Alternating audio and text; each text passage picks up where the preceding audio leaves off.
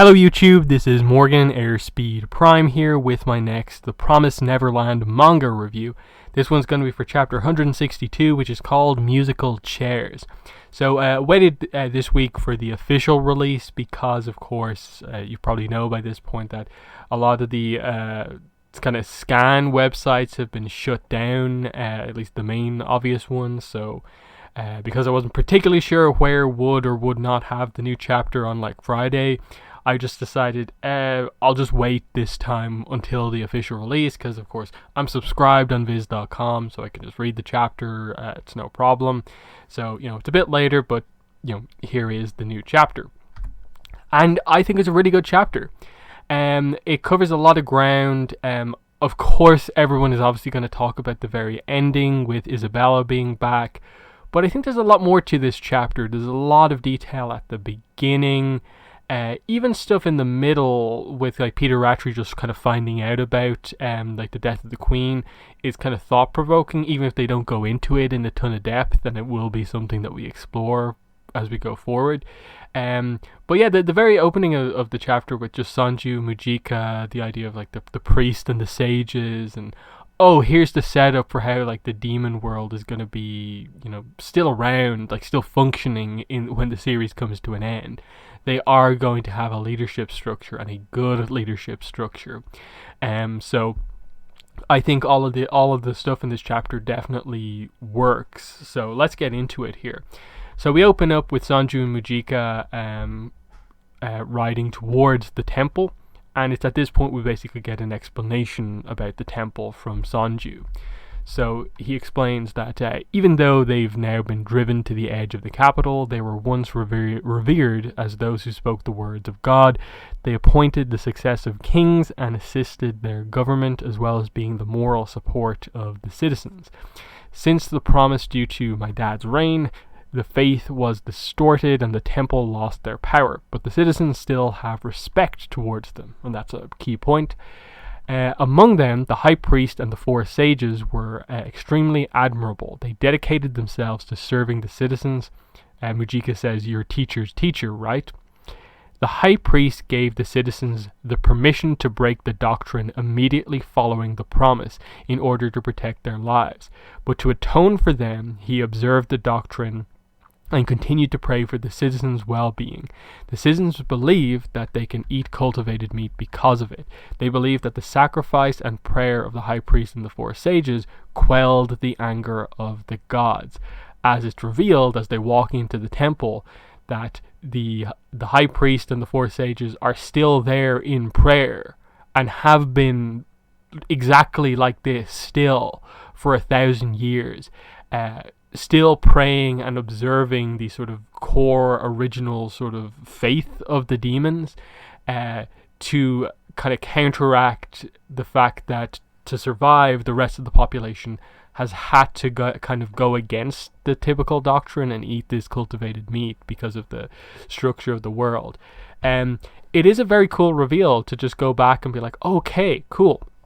So the thing that Sanju is from, it does have its basis in the fact that the five of these characters were high up in demon society, to the point where they were the ones who actually appointed the kings, and they assisted in all aspects of kind of the government. It's that they were basically the most important people in demon society, even though there was a king that they appointed, and also they were the moral support of the citizens. So I really like this reveal here, kind of getting across the idea that because they've been in prayer for basically 1,000 years, the trust shouldn't have changed between them and the people, because they haven't been involved in anything. They've just been, basically praying, kind of almost like sacrificing themselves to kind of protect in some way, that their sacrifice is to atone for the fact that everyone else is going to have to break the doctrine.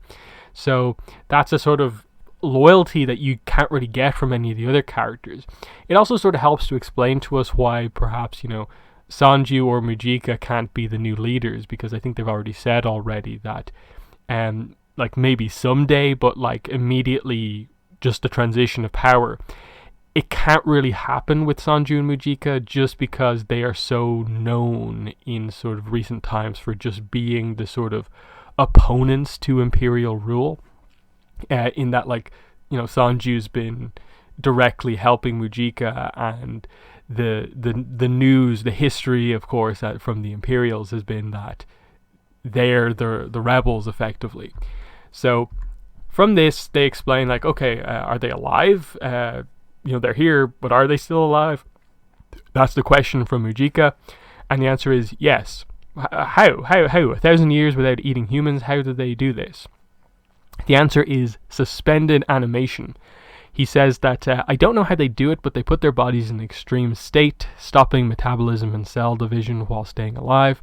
It's not something just anyone can do. Yeah, and they're still praying for the citizens. And Mujika says, so your idea is to, yes, we'll use our blood to revive His Excellency and the four sages, and we'll make him king. 1,000 years have passed. I don't know if the reanimation will work, but now that imperial reign has crumbled, the only ones who can soothe the chaos, unify, and lead the citizens are them. Mujika seems very happy about this, and she's immediately set on, then we'll hurry and make this happen, because we promised Emma that we wouldn't let anyone else die in, like, rioting and wars that might happen with the death of the regent houses and stuff like that. So they want to have this transition of power happen immediately.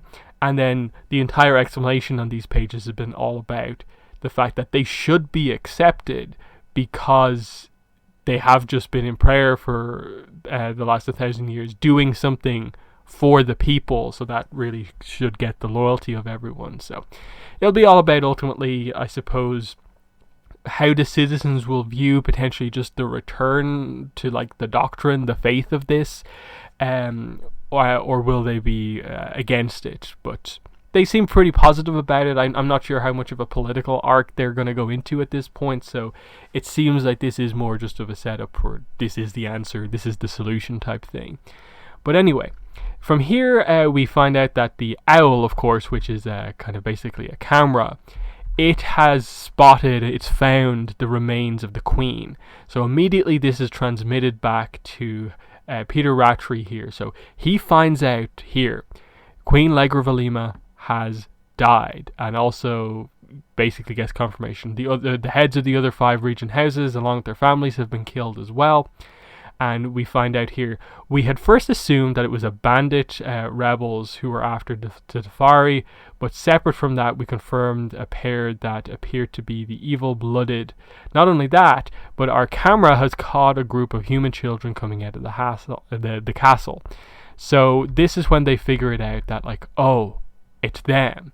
And basically through a little bit of a flashback, Peter Rattray figures out that the only kids that weren't captured were, like, Emma Ray Norman and, like, a couple of others. So all the other kids that he aren't accounted for with everyone he's kidnapped, he knows they're still alive out there, and that they're responsible for all of this crazy stuff happening. We see the other, like, people of the Rattray clan or the Rattray clan supporters really freaking out. Like, every panel with them is just them freaking out. But could they really have attacked the imperial capital? That's impossible. The queen, there's no way the kids could have killed her. And Peter Rattray's just like, calm down, this is actually to our benefit. Why don't we use this opportunity to the fullest? Hurry and tell the demons. This will be a battle of revenge for the queen and the 5 regent houses. They're dead. Perfect. We'll take the throne and the political power. From now on, this world will be mediated under our rule. Tell the other search parties to withdraw immediately. And he says, don't worry. They already know where we're headed. We just have to wait. They'll come to save their friends. They'll never abandon them. And he sort of flashes back to the whole William Minerva thing, which is the goal to end the Neverland. Like, that's the whole goal of the series, end the Neverland. And he says, come, you damn food. The children who never grow up. I won't let you end Neverland. So this is a pretty kind of cool couple of pages here of just, like, this is what his reaction is to this. It's continuing this kind of, in a way, unexplained thing for him of, like, why does he hate the cattle children so much? Like, I get it's sort of an opposition to the structure that he's sort of in charge of, but like, there is a sense of like, I really want to know what Peter Rattray's thoughts are on just humans and demons and just the way things are, and especially with the position that he's now in of he is effectively the ruler of the demon world.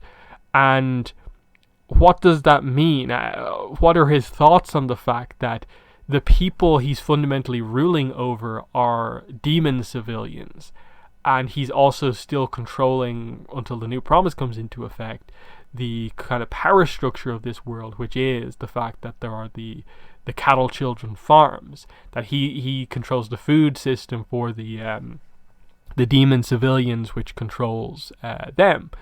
And is it literally just that he wants to be the leader of something, and that's what it's all about?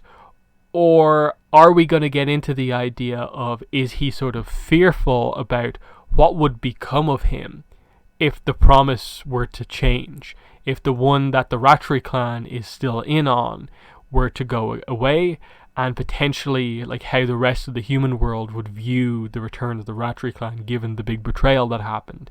I'm wondering just how much depth is there, because right now it's a little bit kind of one note. He's just being the villain of like, oh, the previous ruler's gone, we'll take that power, and it's just, him doing the obvious kind of, he's the villain, he's in command, we have them captured, they'll come to us. It's pretty, by the numbers, but you have to assume there'll be a little bit more depth added to this once we get more chapters, and you want to know what the nuance is to all of this, and why he insists on not really referring to the kids as being humans and always calling them food.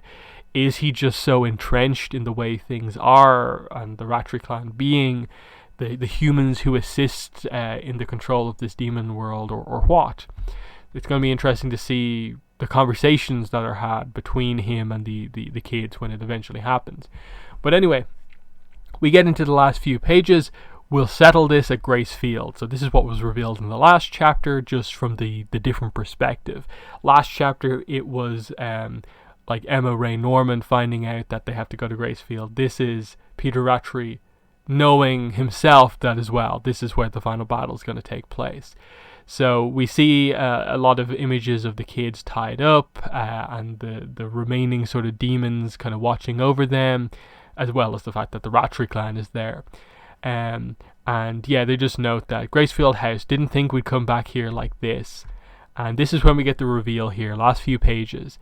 One of the gates opens up. A human character is walking through with a bunch of big demons, and he just says, "Thank you for welcoming us. It's been a while, Grandma Isabella." And so we get the return of Isabella into the story here, and she's got a promotion somehow.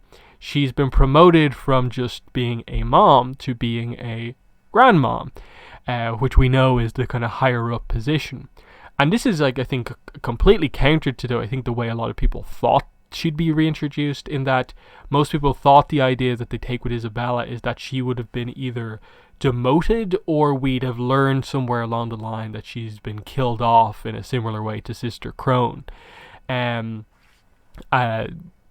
just kind of made logical sense because, she failed, basically. The kids got away. I don't think they were aware of just the exact role that sort of Isabella played in how the kids exactly got away, which is a very important thing to keep in mind in this, in that she's kind of being reintroduced here as like being a villain, walking in with these crazy giant demons, and she's in control of them, and is in now a higher position that is so close to the Rattray clan, and where she is in a position like as like a controlling factor in the way this world works. But you forget, she allowed Emma Ray and everyone else to escape. She could have done more to act against them, to stop them, but as they were leaving, she didn't move to get Emma back. And it's only like I suppose in the grand scheme of things a more subtle thing, in that pretty much everyone had escaped already. But the point is, she she did hesitate. She let them go. She gave them that, you know, extra bit of time to escape. What way is her character going to be going forward? Is she still undercover? Are they just kind of, is this just the cliffhanger ending of a chapter, teasing the reintroduction of the character as a villain? But when we really get scenes with her, it will be more of a plotting thing of like, she kept it secret, the fact that she actually is sort of on the kid's side and has worked herself up into a really good position to potentially have a big twist in the most dire moment. Because we're going to have to get scenes with Emma, Ray, and Norman with Isabella, especially Ray, because obviously Ray is her son, directly, like biological. So that's a huge point of just Ray and Isabella's interaction, but also like what Peter Rattray and like I assume they're going to explain probably in the next chapter the extent of this, how this happened, but you do want to know like what the connection is here. How do Peter Rattray and Isabella sort of know each other? But it's a great end page reveal here. Next chapter is not until January 6th, so that's you know, we're not getting a chapter over, you know, Christmas and New Year's, which is, you know, it's fine, I guess. It just means we have a week off, basically. And it's just unfortunate in that, like, we've had a couple of weeks off, like, relatively close together over the last while.